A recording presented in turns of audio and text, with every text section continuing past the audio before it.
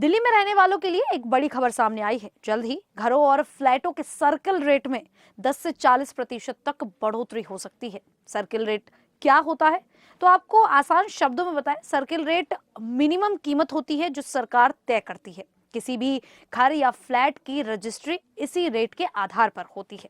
इसी से stamp duty और रजिस्ट्रेशन फीस तय की जाती है। अगर सर्किल रेट बढ़ता है तो घर खरीदने वालों को ज्यादा टैक्स देना पड़ेगा, यानी प्रॉपर्टी खरीदना और महंगा हो जाएगा।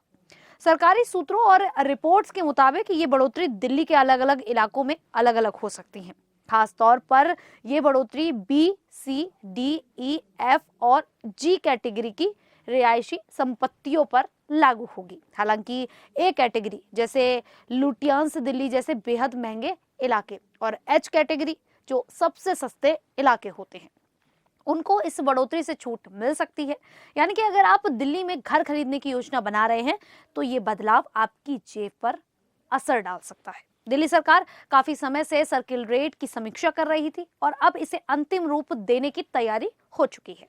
दिल्ली के जिलों के नए पुनर्गठन के बाद सर्किल रेट को अब इलाके के हिसाब से ज्यादा सही और अपडेट किया जाएगा। आखिरी बार घर और दुकान जैसी संपत्तियों के सर्किल रेट साल 2014 में बदले गए थे, जबकि कृषि भूमि के रेट तो 2008 से अब तक नहीं बदले हैं।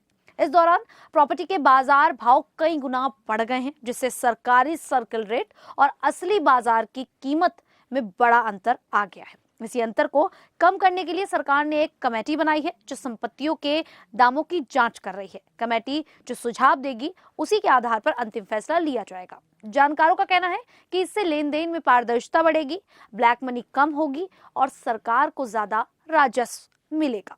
हालांकि आम लोगों के लिए ये परेशानी बढ़ा सकता है, क्योंकि घर या फ्लैट खरीदने की कुल लागत 10 से 40% तक बढ़ सकती है।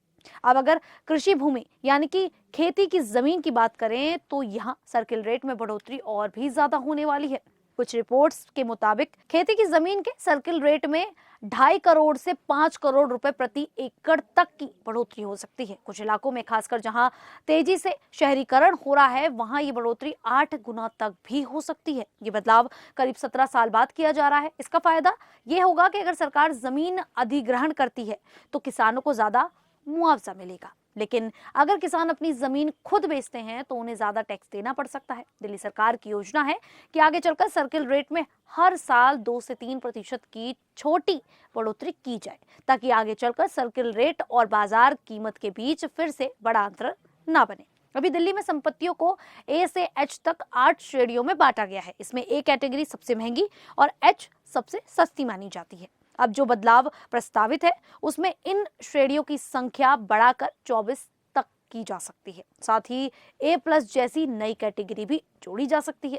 इससे अलग अलग इलाकों के दामों में जो बड़ा फर्क है वो कुछ हद तक कम हो जाएगा और प्रॉपर्टी का मूल्यांकन ज्यादा सही और निष्पक्ष तरीके से होगा। कुल मिलाकर ये बदलाव दिल्ली की प्रॉपर्टी मार्केट को ज्यादा आधुनिक और पारदर्शी बनाने की कोशिश है। हालांकि घर खरीदने वालों को थोड़ा सतर्क रहने की जरूरत होगी, क्योंकि कीमतों और खर्च में बढ़ोतरी हो सकती है। खैर, ये नई जानकारी सुन आप सभी को कैसा लगा? क्या आपके लिए ये जानकारी जरूरी थी या फायदेमंद होगी? तो आप हमें कमेंट करके अपनी राय जरूर दें।